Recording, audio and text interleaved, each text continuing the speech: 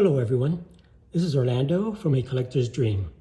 And today I was going through some of my stuff and I ran into a book of autograph photos, and I wanted to show you some of the autograph photos. I also pulled out some cards to show along with that. And these are autographs that I got many years ago. And I just want to talk about some of these guys. And this is Virgil Trucks. Virgil Trucks was a great pitcher back in the day. You know, unfortunately, he played for some bad teams.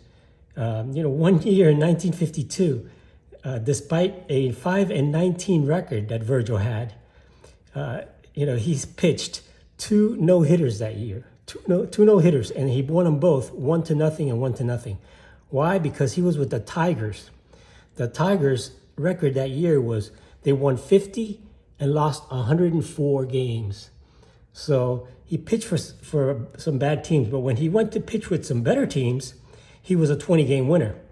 And, he's not in the Hall of Fame, but Virgil Trucks won 177 games and had over 40 WAR. So over 40 WAR is really good. And I'm going to show you a card that I got autographed by Virgil Trucks. Super nice guy, and this is one of the most beautiful autographs that I have, and the way he signed it. See how he signs it sideways?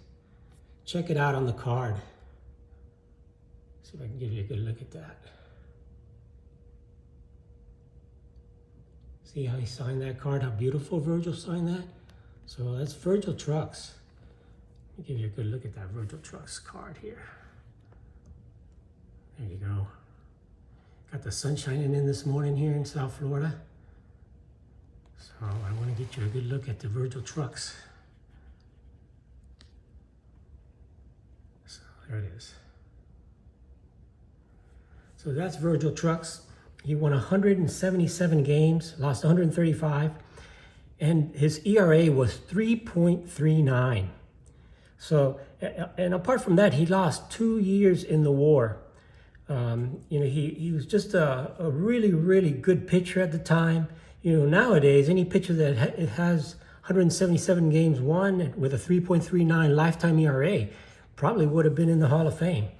But Virgil didn't make that. Even with a 40 WAR, he was still a 2-time All-Star, and he won a World Series in 1945 World Series. So pretty good player that not too many people know about. So that's the Virgil Trucks. That's the back of the Virgil Trucks card. And it says on the back here, let's see if I can highlight that for you. Virgil won 19 games and lost 11. His earned run average of 2.81 was second lowest in the league. Was strikeout king for the league with 153. He joined the Tigers at the end of 1941 after 5 seasons in the minors, and spent 1944, most of 1945 in service. In 1941, so he was in the service. 1941 with Buffalo, he pitched a 9-inning no-hitter against Montreal and lost the game in the 10th. So he played for some bad teams. A couple other things about Virgil Trucks is not only did he pitch 2 no-hitters in the major leagues, in the minor leagues he pitched 4 no-hitters. So he's a great pitcher. I just love how he autographed that card for me. One of my prettiest autograph cards that I have. So I just wanted to share that one with you. So I'll move Virgil Trucks over and show you another Hall of Famer here. Let's scroll on back and show you Carew. Another incredible Hispanic player, one of my favorites. And I was able to also get his autograph many years ago. And these all, you can see there, it was in the 1992 Holiday Spectacular. So most of these are really old autographs, but still, I'll show you a few cards of Carew. That's his 71. Show you a 73 card there. And that's a 75. So I just showed the 75 set. So we'll go show you some Carew. So I'll show you a little bit more. Carew, I think I got a couple autographs. Here's another one here. And again, Carew is an incredible player, and you can see all his stats right there. Hall of Famer, 1991, 328 lifetime average, you know, over 3,000 hits. You know, when you talk about second baseman, you know, there are many second basemen better than Rod Carew. So there it is. Here's some of Rod Carew's cards here. And I showed the 75 set in my last video. Here's Rod Carew 75 card. So that's another Hall of Famer. Well, that's the first Hall of Famer I showed you. Let's take a look at who else is in the book. I'm not going to see the whole book today, but I'm going to show you most of it. Red Chandies. Another player that really is underrated, but a great player. Red Chandies. And I'll show you a couple of Red Chandies cards. This is a 1959 Red Chandies.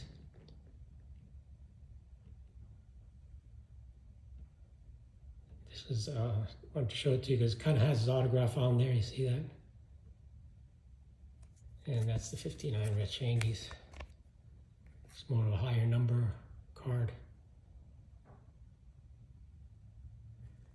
Put that over here so you can see Red Chandies. And then another Red Chandies card is the 62, which I love the 62s. So that's a 1962 Red Chandies.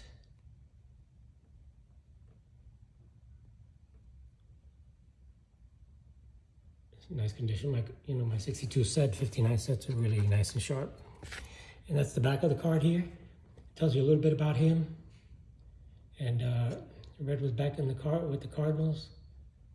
But you can see his lifetime average there.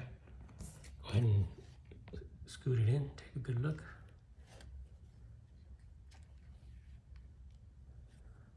See, there it is, the back of the card.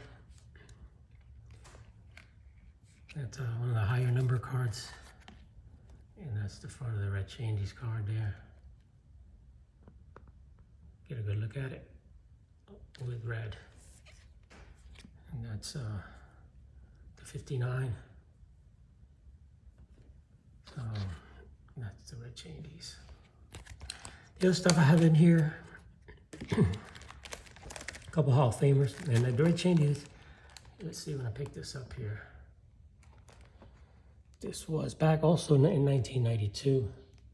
And this was at a different event at the Florida State Fairgrounds in Tampa. And the tickets were $9 to get the Red Chandies. And now I got Ray Dandridge.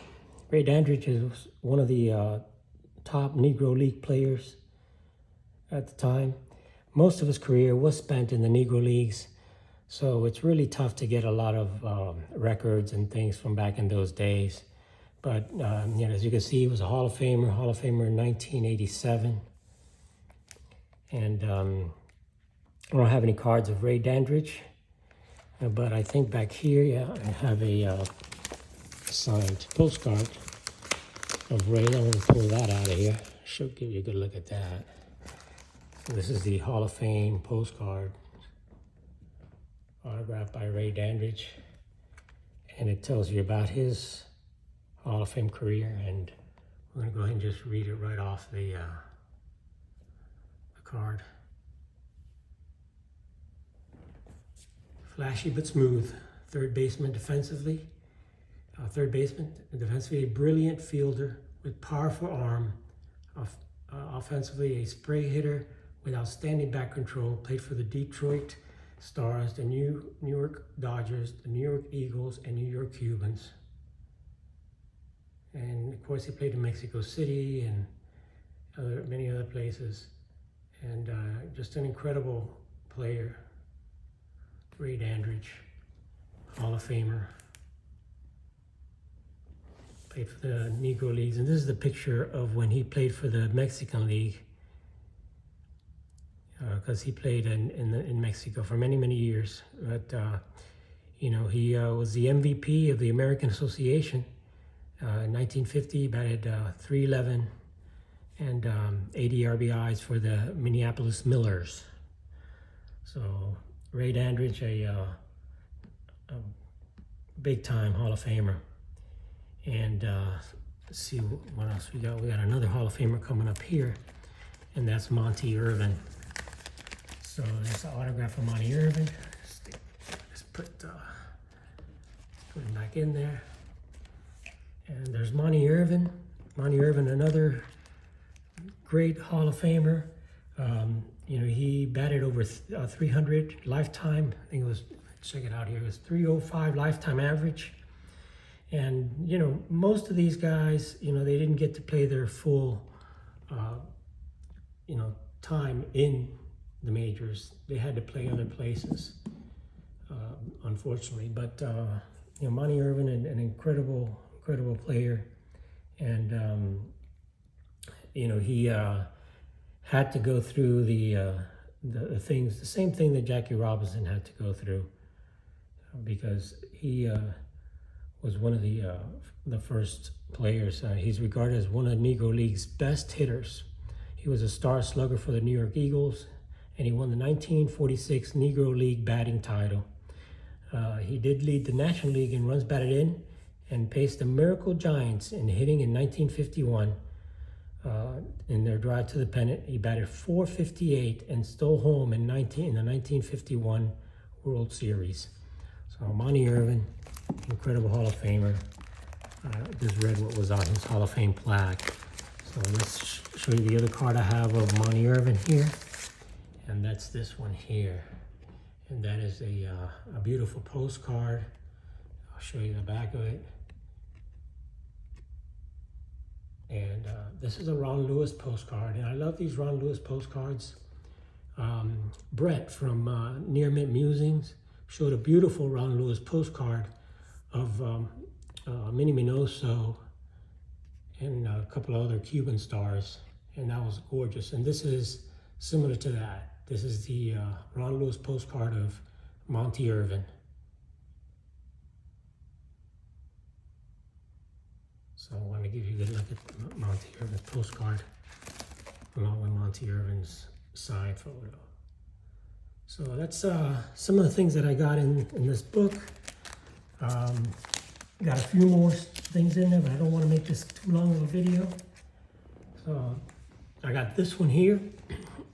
And excuse me. This is was a promotional picture that was given out one day in Tampa, Florida, or in Tampa one day, and Hillshire Farms and Cons gave out this picture on a special day that it was like a food convention, and they had, as a guest, they had Carl Yastrzemski signing for free. So I picked this up.